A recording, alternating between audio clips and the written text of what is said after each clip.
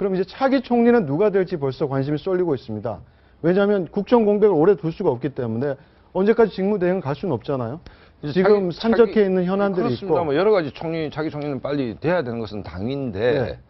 사실은 지금 잔혹사 얘기 나왔는데 현 정부 들어와서 총리 카드로 뭐 재미로 본 적이 시체말로 한 번도 없지 않습니까? 네. 오히려 국정에 걸림돌이 됐습니다. 그러니까 총리가 대통령을 좀 보좌하면서 도움이 돼야 되는데 뭐 청문회에서 문제 여러 가지 문제 때문에 특히 뭐 이완구 총리를 임명한 요인 중에 하나가 청문회에 대한 부담이 없다는 거 아니었습니까? 정치인이었기 때문에. 거꾸로 엄청난 부담을 줬습니다. 그렇기 때문에 청와대나 대통령도 산머리가 아플 부분이 차기 총리를 어떻게 할 것인가. 참 이 문제도 간단치 않은 숙제인데 국면을 좀 바꿀 수 있는 절묘한 카드가 될 것인지 또 다른 낙제가 될 것인지는 좀 지켜봐야 되지만 고민은 산더미처럼 쌓일 수밖에 없다 이렇게 봐야 됩니다. 오늘 보도가 벌써 이제 차기 이 국무총리는 누가 될 것인가에 대한 요건들, 요인들 나오고 있는데 몇 가지 좀 종합을 해보면은 일단 가장 많은 뭐 언론사에서 나온 것들이 친박은 안 된다, 홈 플러스 친박 정치인은 안 된다, 뭐 이런 얘기들이 나오고 있는데 유력 후보로 최경환 부총리도 나오고 있고요, 황교안 법무부 장관도 나오고 있고 또 뭐 여러 인사들이 나오고 있는데 어쨌든 이제 요건 쪽으로도 많이 접근을 하면 뭐 그런 얘기들. 또 두 번째는 충청 출신을 다시 한번 임명하는 것이 오히려 충청 민심을 달래는 것에 뭐 좋겠다 해서 충청 총리 후보들이 또 나와 있습니다. 심대평 지사도 나와 있고요. 네. 이인재 의원도 나와 있고 또 강창희 의원, 서청원 의원도 이렇게 나와 있고요.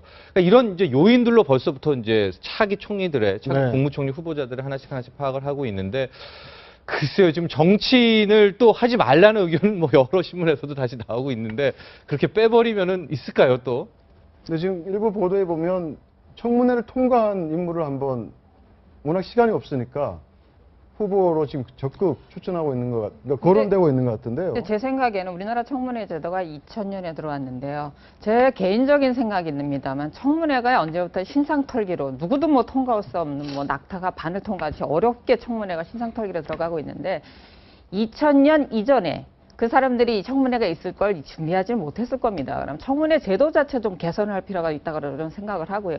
2000년 이전에 중대한 범죄라든가 병역비리 이런 거 아닌 이상은 좀 2000년 청문회가 생기기 이전 거는 좀 넘고 그 이후 거를 집중적으로 이렇게 검증을 하는 일단 청문회 제도 자체가 저는 손을 좀 봐야 된다고 생각합니다. 네, 청문회 통과가 워낙 어렵기 때문에 이 청문회라는 가시밭길을 과연 누가 걸을 것인가 이 문제 때문에 기존에 청문회를 통과했던 사람들 중에서 찾아보자라는 여론이 지금 있는 건데요. 그렇기 때문에 그런 차원에서 가장 유력한 인물, 아까 저희가 보여드렸던 표 중에 황교안 법무부 장관이 꼽히고 있습니다. 이 부분은 어떻게 보십니까? 아니 이제 청문 트라우마가 있으니까 이 참 총리를 찾는데 첫 번째 자격 조건이 청문회 통과 이것 좀 웃긴 국정 운영의 능력이나 뭐 이걸 따지는 게 아니고 야당으로부터 욕 좀 덜 먹을 또 뭐 이게 지금 이게 우스꽝스러운 일인데 어쨌든 청와대 입장에서는 그럴 수밖에 없죠. 네.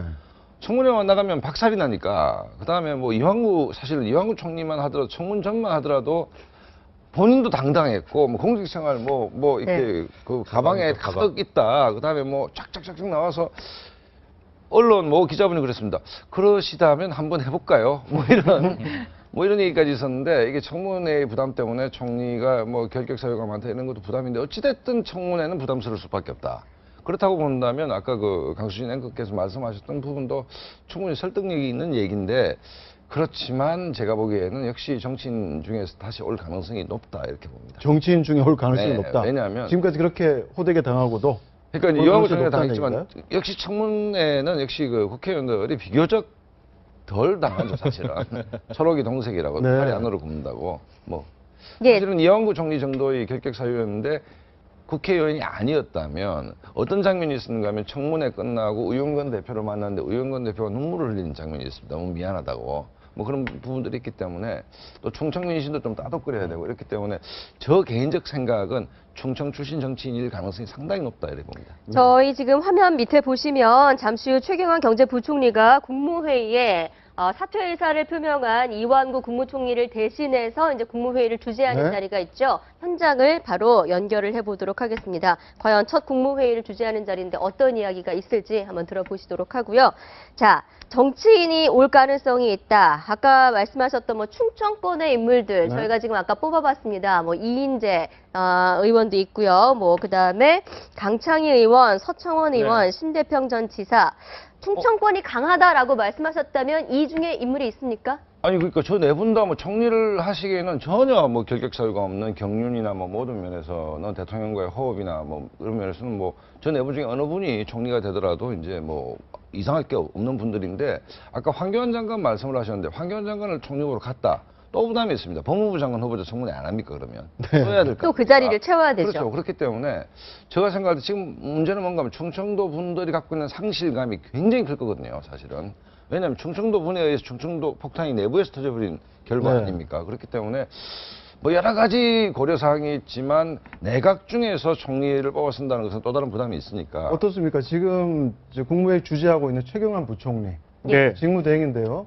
어떻게 총리로 낙점될 가능성도 없잖아 있지 않습니까? 어떻습니까? 예, 제가 말한 대로 된다면 뭐 그런 얘기를 드리고 싶습니다만 그건 지켜봐야 될 문제고요. 아까 말씀하신 대로 저희가 이제 청문회 제도와 청문회 통과 그 얘기들이 계속 나오고 있는데요.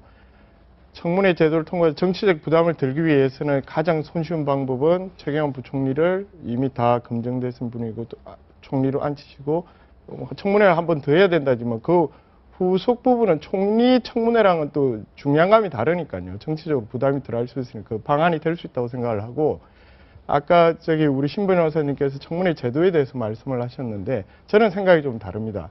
청문회 제도는 더 엄격해져도 됩니다. 그건 언론에서 그렇게 뭐 얘기들을 많이 하는 것들이니까요. 그렇게 해야 지금 미래 세대를 위한 그런 것들에 대한 더 엄격하고 깨끗한 사람이 고위직에 오를 수 있는. 총리 대행을 왜 이렇게, 그러니까 차기 총리를 왜 이렇게 서둘러 지금 뽑아야 되는 상황인지 그만큼 현안이 밀려 있는 건가요? 지금 뭐 당장 그 5월 초에 공무원 연금 개혁 법안을 통과시켜야 되고요. 어떻습니까? 네, 지금 맞습니다. 현안이 어떤 현안들이 있습니까? 지금 현재 대통령께서 총리 사의 수용하겠다는 걸 하시고도 민생 법안 처리 문제를 강조를 많이 하셨는데 실제로 지금 성완종, 이완구 이런 분들 때문에 지금 사태가 복잡하지만 지금 국회에는 중요한 법들이 많이 걸려 있습니다. 그게 뭐냐면 영유아보호법이라든지 사회적 경제기본법 그런 것들을 이번 국회 회기 내에 처리를 해야 이른바 민생이라는 서민들이라는 경제가 원활하게 돌아가는 그런 기초들이 될 수 있는 것들이 빨리 처리가 돼야 되는 상황입니다. 그중에 공무원 연금하고 연말 정산 이런 부분도 굉장히 좀 중요한 대목이죠. 네, 그래서 이제 최경환 부총리 얘기가 나오는 게 최경환 부총리 하에서 이런 모든 것들이 좀 추진이 됐었고 최근에 뭐 경기 부양책도 결국은 최경환 부총리가 발의해서 끌고 나간 거니까 자연스럽게 이제 국무총리로 가서 이 업무에 연관성이 있지 않나 생각을 해보는데 글쎄요, 저는 이제 앞서 많은 후보들 중에서 충청 민심을 달래야 한다라는 부분이 상당히 이번 새로운 국무총리를 뽑을 때 큰 비중을 차지하지 않을까. 그래서 네. 박근혜 대통령과 아마 정치권, 뭐 국회에서도 이 충청도의 민심에 대한 얘기, 그러니까 지역 안배가 가장 큰 요인이 되지 않을까라는 생각을 좀 해봐서 앞서 말한 그리고 후보군 중에서 나오지 않았을까 이렇게 좀 조심스럽게 네, 예측해 봅니다. 알겠습니다.